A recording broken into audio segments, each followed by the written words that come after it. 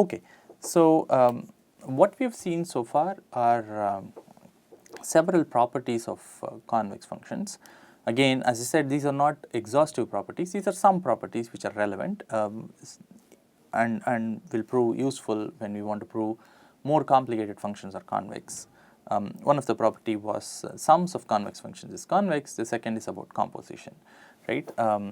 Now, what we are going to do next is try to look at a practical machine learning problem and see how whatever we have learned can actually be used to show easily some of the functions that we will consider in machine learning are in fact convex functions, right. So, that is the goal going forward, right.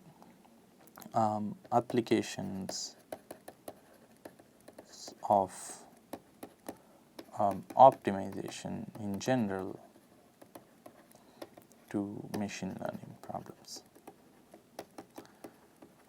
So, of course, when you look at a proper machine learning course, you will see a lot of optimization problems.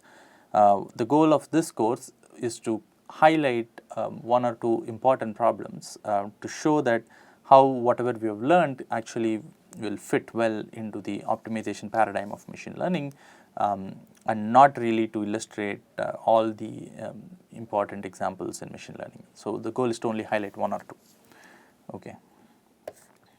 Application of optimization to machine learning. So, that is what we want to see now and in this context we are going to see a very popular problem in machine learning which is the problem of linear regression.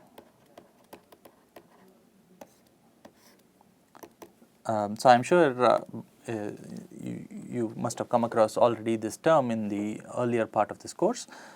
So, what is the linear regression problem? The linear regression problem is you are given a data set which looks like this x1, x2 dot dot dot xn and correspondingly y1, y2 dot dot dot yn, where your xi's are your data points which have in general d features, right. So, you collect d features and you collect from, let us say, n different individuals, each person has d features, let us say the height, weight, body mass index and so on, right. So, you collect a bunch of features and you collect d of them and that forms a data point and you have n such data points. Now, yi's are simply real numbers. This could be to predict how much can this person jump in a let us say a high jump race, for example, right. So, by looking at various features of this person, maybe that is the problem we are trying to solve. We want to predict that amount and this amount might take any potentially real value. Well, of course, it will take any potentially positive value, but in general there might be other problems where you might want to look at negative values as well. So, the general problem of linear regression is when ya is in general in R, real numbers. So, now how do we set up the problem? So, what is the goal? The goal is to find some function h, right. So, which maps RD to R. That is the goal of linear regression and what do we do with this h? So, we will say for a new point x, right. So, given x test, a new point, then we will say the prediction y test, y hat test, where the hat indicates that you are actually predicting this, the algorithm predicts this, would be simply h of x test, right. So, given input during testing, this whole thing we will call as training data, and during test time you are given a new test point and this belongs to RD. And if you have learned a function h from your training data, then you can use that function to make a prediction y hat test, which is also in real numbers. This is a general goal of regression problems.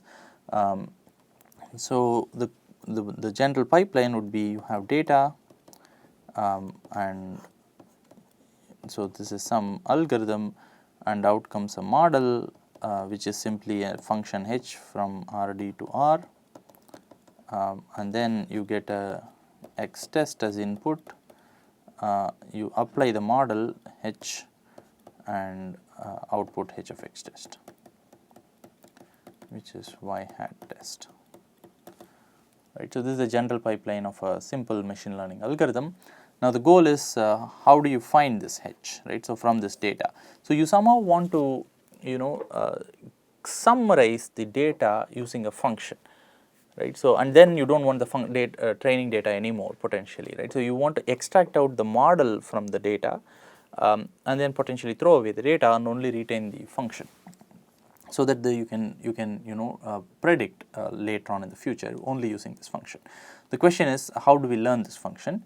And that is where this notion of linear regression comes into picture, where we are going to learn linear functions of x that will predict y, right. So, that is our goal, which means that we are not learning in generally any function, but in linear regression our h is linear,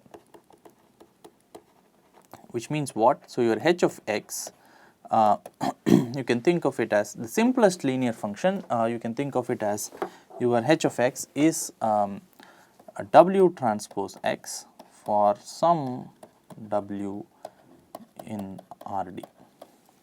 Remember, your x is in Rd, you have d features, and then you can think of these w as giving some weights to these features, potentially positive or negative weights, such that your prediction is simply a weighted sum of your features, right. So, that is the idea of linear regression. So, your h is actually characterized by some w, right. So, for every w you get a function h, right. So, if I fix w, then I know everything about this function, because that is the only thing that determines this function, and it not just determines, it determines in a linear fashion, that is why it is a linear function. Okay. So, now how do we get this h, best h, right. So, how to get the best h? How to get the best h from training data? Well, that is where we foray into the optimization territory. We somehow have to fix what do we mean by best. For that, we have to somehow fix what do we mean by how good is a particular w with respect to the training data. And one popular notion, specifically the one that is used in the regression problem, is the performance measure called sum of squares. What does that mean?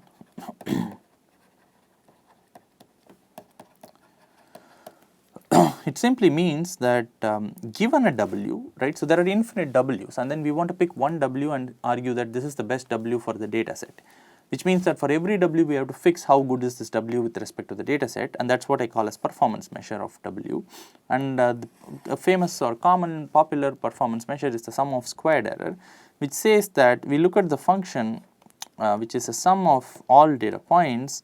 Well, the actual value you should be predicting for this data point is yi, but if you use a particular w, so if I gave you a particular w, then you would actually be predicting w transpose xi, because that is the functional form we have assumed, right. So, this would be our prediction given by a particular w on the data point xi, which is a real number, whereas the actual value is yi. And now we somehow want to see how bad is this prediction with respect to the yi, and the simple way to see is to look at the squared error, and now this becomes a sum of I equals 1 to n w transpose xi minus yi squared, right. So, now you can think of this as how good is w with respect to the data set, right. So, by way of measuring sum of squares of error. This is, think of this as error of xi made by a particular w. Now, of course, once we have fixed how good is a w, then we can define what is the best w. Well, the best w is the one that has the least error, right. So, you can simply say now that the best w would be the minimum over all w in Rd the one that minimizes this error, right. So, you can maybe define this itself as f of w, some function of w, and what we seek is a w which minimizes f of w, right. So, that is the goal. So, then the more specific goal, right. So, specific goal of regression, of linear regression, is to minimize over w in Rd sum over I equals 1 to n w transpose xi minus yi squared. For simply for convenience, and we will see why in a minute, sometimes we might want to assume minimize half of this. Does not really matter, because if some w minimizes the original function, the same w must necessarily minimize the some scaling of this as well, right. So, you cannot have somebody else minimizing the scaled function, right. So, and so I can use any scaling, and in this particular case I am just using the scaling of half. That is simply for some mathematical convenience. Some terms will cancel out, you can do it even without the half, everything will work out, but let us see we use the half. So, this is our goal. Now, now the question is, we are trying to minimize some function of w, it is a function from r to r, Rd to r, where r, because w is in Rd, and we have to think about what type of a function this is, right. So, we came up with this function by the intuitive notion that it kind of minimizes the sum of squared errors, but what kind of a function is this, right. So, in particular, let us ask the question, is this a convex function, right. So, what is the convex function that we are talking about? Let us say f of w is sum over I equals 1 to n w transpose xi minus yi squared. Is this a convex function? This is the question we are asking. Now, one way to do this, to argue or to see whether this is convex or not, is to write down the definition and then try to say that f of lambda w1 plus 1 minus lambda w2 is less than or equal to lambda f of w1 plus 1 minus lambda f of w2. But that might be pretty hard, especially because this function does not look like simple, I mean at least not so simple. It is a simple function, but not so simple. But the question is, can we see if this is convex or not using the properties of convex functions that we just discussed, right? We have discussed several properties of convex functions. Remember, one of the property is that the sum of convex functions is convex, which means that, well, this is a sum of multiple functions, right. So, every data point you can think of it as giving a function which measures for each w how much error are you making on that particular data point. I can think of this itself as sum over I equals 1 to n hi of w, right. So, this hi simply measures how good is this w for this particular data points. Now, which means that if I can argue that the hi's are convex, then it is just a sum of convex functions which we know is convex, right. So, then one might want to argue, one might only want to focus on hi's, right. So, it suffices to focus on hi's, because if you can show that hi's are convex, then the sum is also convex, because we know sums of convex functions are convex. Okay. So, now so let me write that down. If hi of w is convex for all I, then f is convex, right. Why? Because sums of, since property 1 basically, right. So, which is sums of convex functions is convex. Good. Okay. So, now what is hi of w? Hi of w is w transpose xi minus yi squared. Now, again you can try to plug in your standard definition of convex functions and then try to see if this is convex or not. Perfectly reasonable way to do it, but we are going to not do that, right. So, we are going to observe that, well, what is this? What kind of a function is this, right? So, this is simply a composition of some f of g of w, where you can think of g of w as W transpose xi minus yi, and f of w as so f of x, let me call it z because should not confuse with this x, as z squared, right. So, where g is r d to r, f is r to r, f is just x z squared. Now, why is this composition this function? Well, yeah. So, this is first given a w, you evaluate w transpose xi minus yi using g, and then you square it using f, right. So, it is a composition, right. So, this is composition of two functions where f is convex. This is clear, we know that this is a convex function, z squared is a simple convex function. Now, what can we say about g? Well, it is simply w transpose xi and then translated using some value which is constant, which does not depend on w at all, right. So, now this is a linear function of w. Why is this a linear function? Well, if I make w as 2 times w, then I mean this is a linear plus some constant, which is also so this is linear plus constant. Now, that constant will not affect anything about the linearity, right. So, this is still a linear function.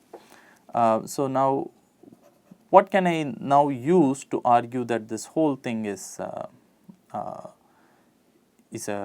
convex function? Well, it is a composition of convex function and a linear plus constant, which is linear in W. So, this is now I can use property 2, which I have used earlier, to show that this is which implies this is convex, right. So, composition of linear plus constant, which is fine, or linear in W plus constant and convex,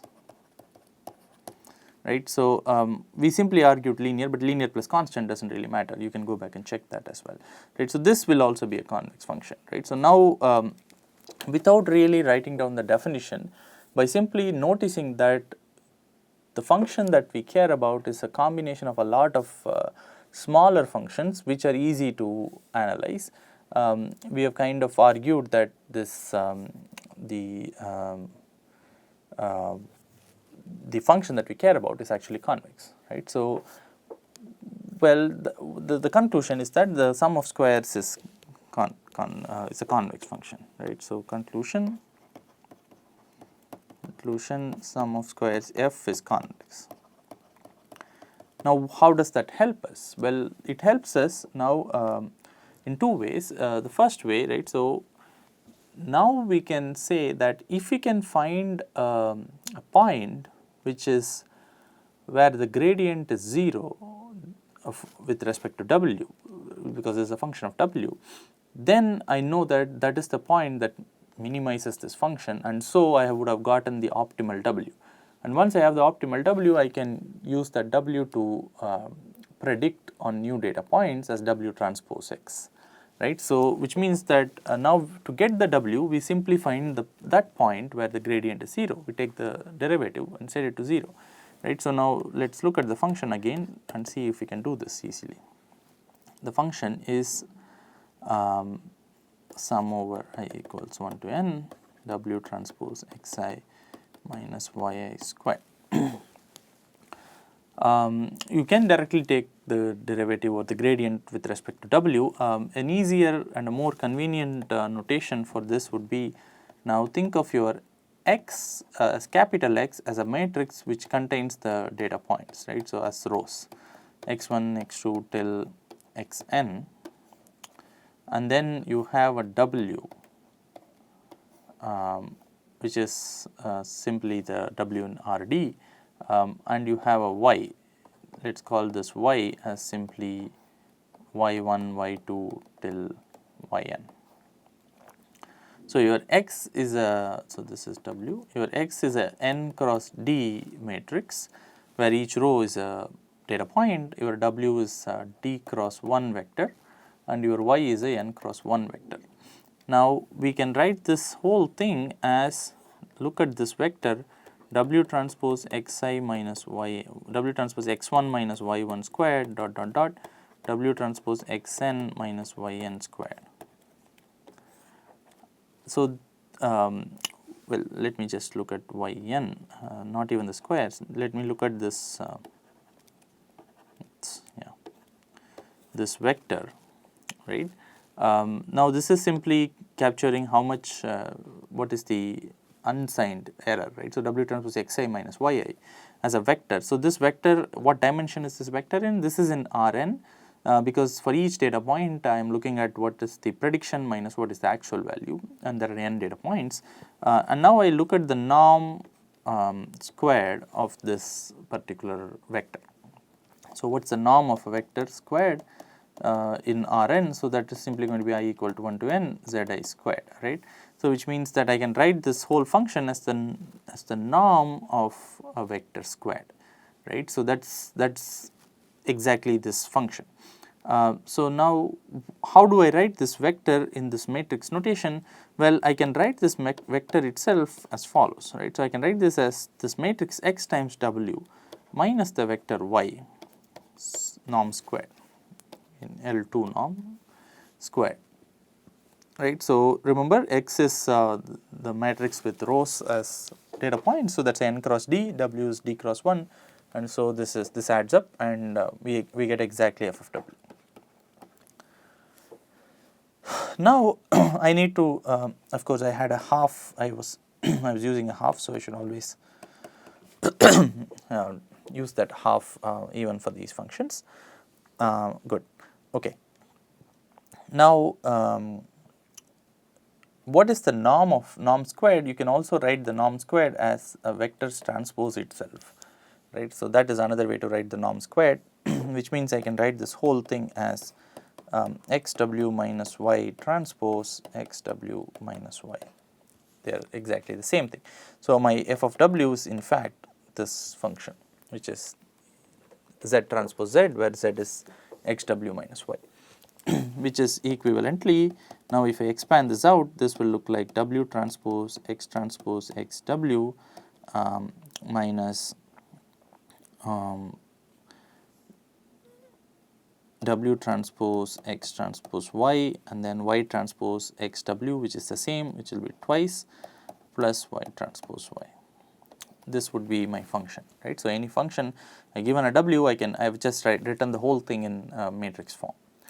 Now, what I can do is, now I can ask what is the gradient of this function, right. So, I can look at the gradient, which is del f of w, which is what I want to compute. Now, this is going to be half times. Now, this whole function, the first term is of the form w transpose some matrix times w. Now, if I compute the gradient with respect to w, and this is an exercise you should try out. So, so any a times w, right. So, now ask what is the gradient of this function with respect to w.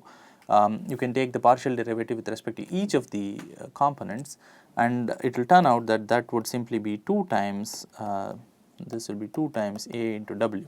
Remember, a into w is a vector in Rn, right, sorry, Rd, right. So, so why is it Rd? X transpose x is x is n cross d, so x transpose x is d cross n times n cross d, which is d cross d, right. So, this gradient is going to be a vector in Rd, right. So, because it is a gradient with respect to w, w is in Rd, so the gradient will also be in Rd.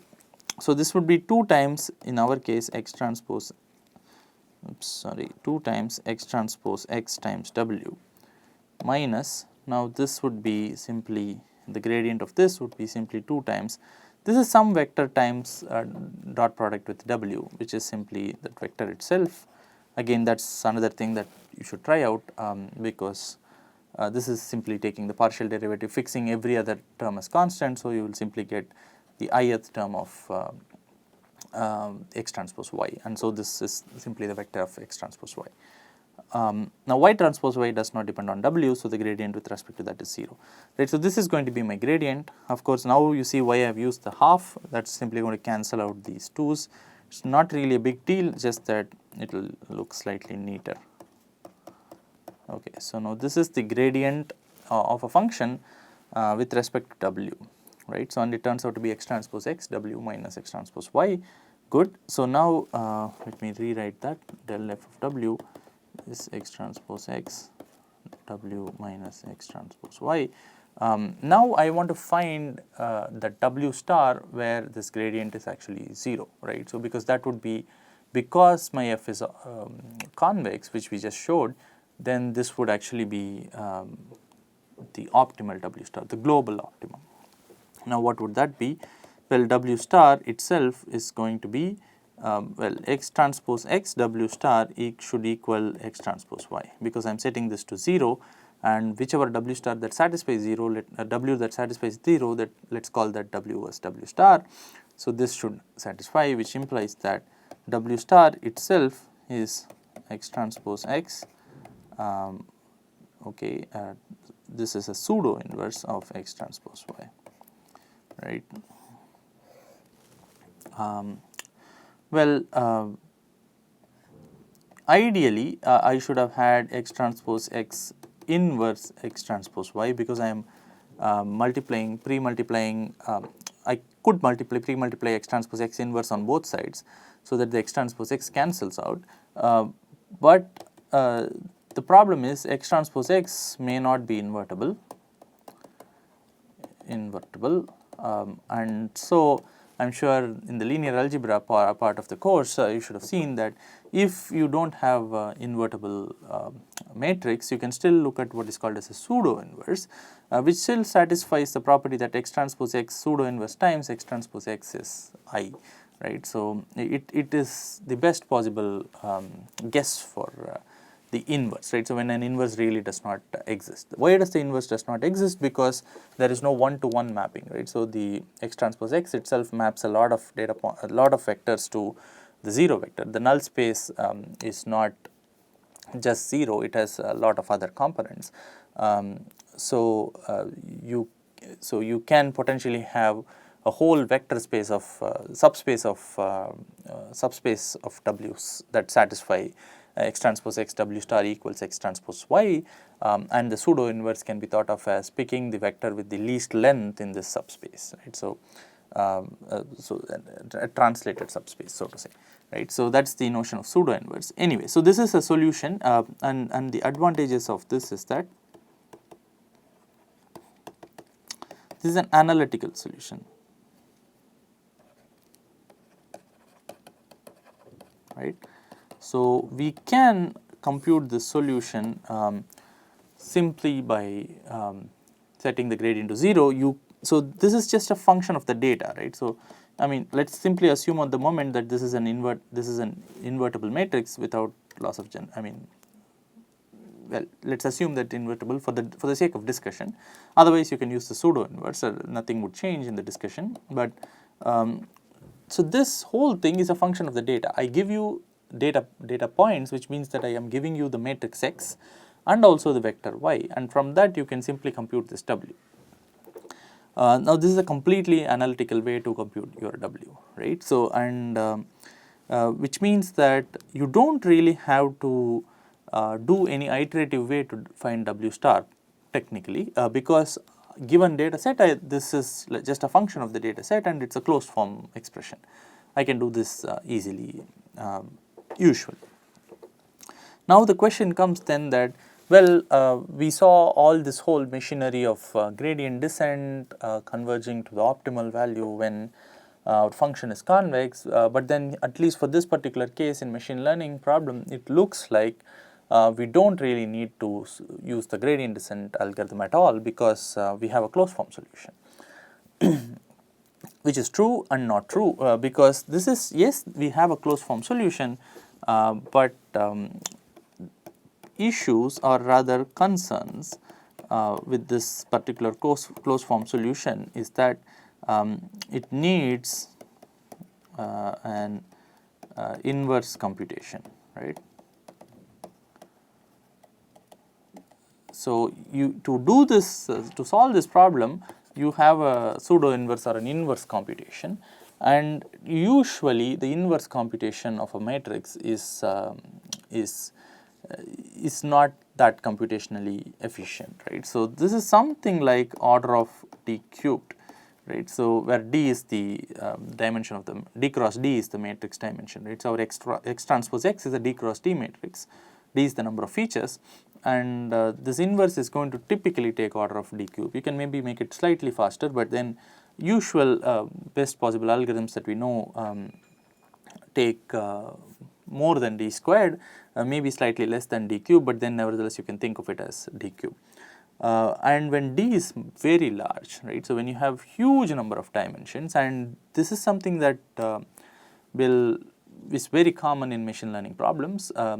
For instance, think of a face recognition type of a problem where you take as input an image, and this image, you need to convert this image into pixels, and these pixels will be your features. And if you have a high resolution image, and the number of pixels are going to be really large, and each pixel has RGB values, so the number of features themselves are going to be huge. And even if you have features in like let us say a million features, now what this is saying is that to compute this analytical solution, I need to do like a million cubed kind of an operation, and that might be computationally prohibitive for a lot of applications. So now the question is, can we somehow get rid of this problem where I know there is an analytical solution, but simply because of computational potential barrier, I will not be able to compute this, right? How else can I get around this problem? Well, now what comes as handy is, right, so can use iterative procedures, especially simple things like gradient descent, right. So gradient descent kind of comes to rescue. Why? Now let's look at what the gradient descent would do. The gradient descent would update would be, you have a running value for W, right. So it's an iterative algorithm, and WT plus 1 is going to be your previous guess for W, which is WT, minus some eta t, which is a step size, times the gradient of function at WT, right. So this would be my gradient descent update. And what is del f of WT? Well, at any W, del f of W is simply X transpose X times W minus X transpose Y, right.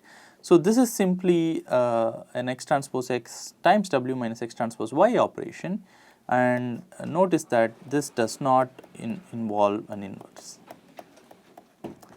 inverse computation.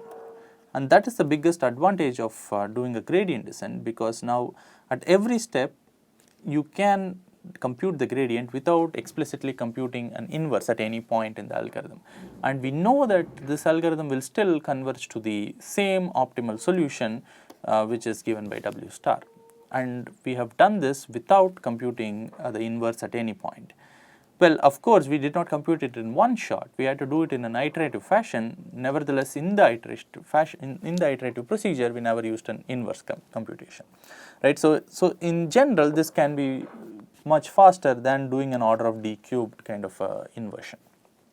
So this is one point to keep in mind. The other point would be, right, so now the question is, well, is the gradient descent algorithm good enough?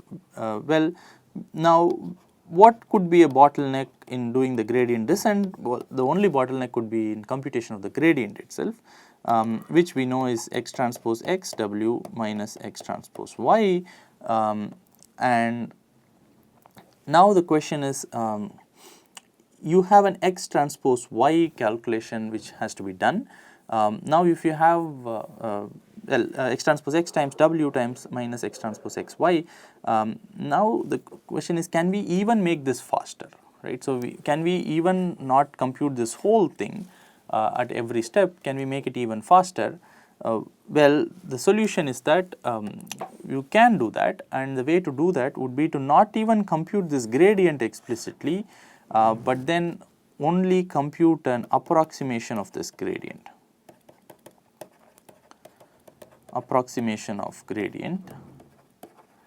And the method to do that is using a technique called as stochastic gradient descent.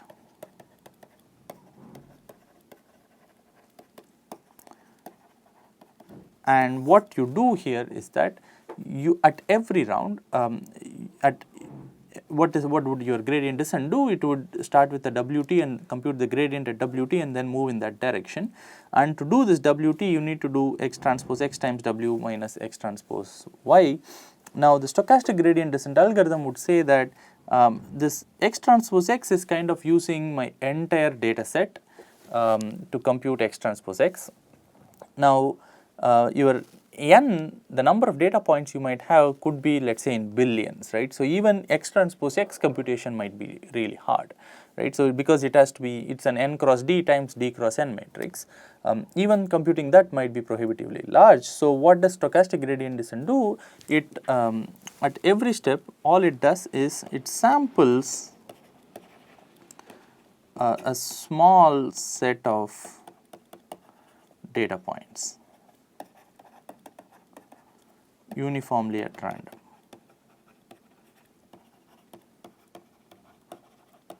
At every round in your gradient descent algorithm, you sample a small set of data points from the billion data points and now pretend as if this is my data set, right? So you forget all the rest of the points, you pretend that this is my data set and compute the gradient of the function W with respect to only this data set.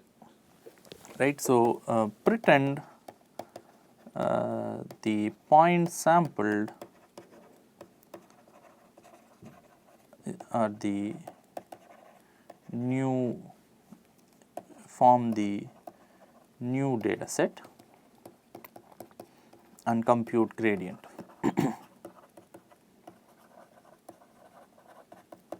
With respect to W, right? So I am throwing away a lot of points, which means that my gradient that I am computing is not with respect to the entire data set, but with only respect to a small set of items. But then these data points are sampled uniformly at random, right? So you can think of the gradient as in fact an approximation of the actual gradient that you should have computed using the entire data set. But now because the data set is too large, computing the gradient is expensive, so I am going to not compute the entire gradient with respect to all the data points, but then only with respect to a small set of data points, which is more manageable with the computational power I have. Now the great thing is that now every round you are getting an approximate gradient, and remember every round it's not the same set of small data points that we are using, right? So every round we are using a different set of points because we are sampling, right? So you are uniformly sampling. So somehow you are not moving in the gradient direction, but you are actual gradient direction, but you might move in a different direction. But then at every round you will kind of move slightly away or from the gradient, but then the errors might eventually cancel out, and that's the hope, right? So and that's the intuition for why this such an algorithm might actually work, right? So we won't really prove this in this course, but can show that the average, let's say you run this algorithm for capital T rounds and you look at WT where T equals 1 to T, where you get this W's by computing this approximate gradients, approximate gradients at every step.